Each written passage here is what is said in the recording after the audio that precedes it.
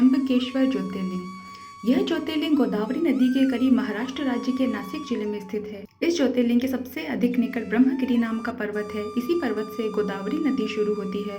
भगवान शिव का एक नाम त्र्यंबकेश्वर भी है। कहा जाता है कि भगवान शिव को गौतम ऋषि और गोदावरी नदी के आग्रह पर यहाँ ज्योतिर्लिंग के रूप में रहना पड़ा। यह ज्योतिर्लिंग महाराष्ट्र प्रांत में नासिक से 30 किलोमीटर दूर पश्चिम में स्थित है। इस ज्योतिर्लिंग की स्थापना के विषय में शिव पुराण में कथा इस प्रकार से वर्णित है। एक बार महर्षि गौतम के तपोवन में रहने वाले ब्राह्मणों की पत्नियां किसी बात पर उनकी पत्नी अहिल्या से नाराज हो गई। उन्होंने अपने पतियों को ऋषि गौतम का अपकार करने के लिए प्रेरित किया। उन ब्राह्मणों ने इसके निमित्त भगवान श्री गणेश जी की आराधना की। उनकी आराधना से प्रसन्न हो गणेश जी ने प्रकट होकर उनसे वर मांगने को कहा। उन ब्राह्मणों ने कहा, प्रभु यदि आप हम पर प्रसन्न हैं तो किसी प्रकार ऋषि गौतम को इस आश्रम से बाहर निकाल दे। उनकी यह बात सुनकर गणेश जी ने उन्हें ऐसा वर मांगने के लिए समझाया, किंतु वे सभी अपने आग्रह पर अटल रहे। अंततः गणेश जी को विवश होकर उनकी बात माननी पड़ी।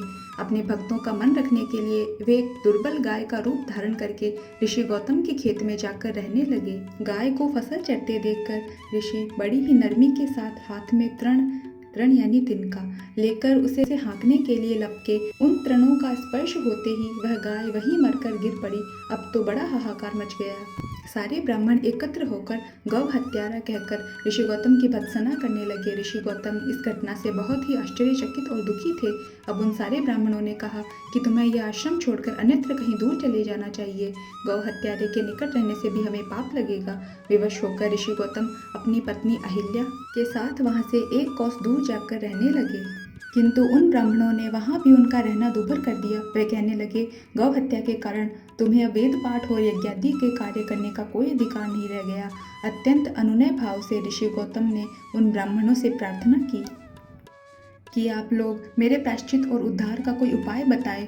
तब उन्होंने कहा, गौतम तुम अपने पाप को सर्वत्र सबको बताते हुए 3 बार पूरी पृथ्वी की परिक्रमा करो और फिर लौटकर यहाँ 1 महीने तक व्रत करो। इसके बाद ब्रह्मगिरी की 101 परिक्रमा करने के बाद तुम्हारी शुद्धि होगी। अथवा यहाँ गंगा जी को लाकर उनके जल से स्नान करके 1 करोड़ पार्थिव शिवलिंगों से शिव जी की आराधना करो। इसके बाद पुनः गंगा जी में स्नान करके इस ब्रह्मगिरी की 11 बार परिक्रमा करो। फिर 100 घड़ों के पवित्र जल से पार्थिव शिवलिंगों का स्नान कराने से तुम्हारा उद्धार होगा।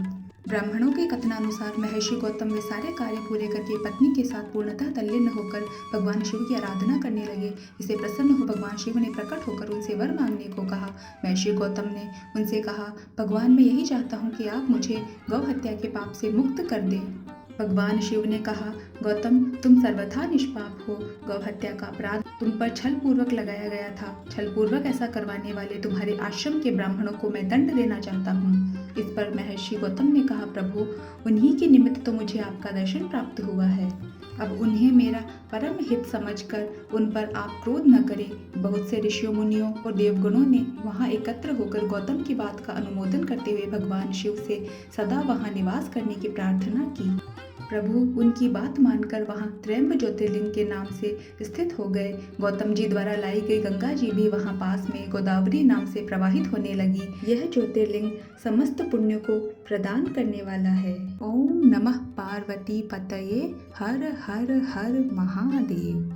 आप सभी से एक विनम्र निवेदन है, अगर आप लोगों को ये वीडियो थोड़ा सा भी पसंद आया हो, ये कहानी थोड़ी सी भी अच्छी लगी हो तो प्लीज़ चैनल को सब्सक्राइब कर देना और वीडियो को लाइक ज़रूर से कर देना। आप लोगों को ये कहानी कैसी लगी, क्या आप ये कहानी पहले जानते थे?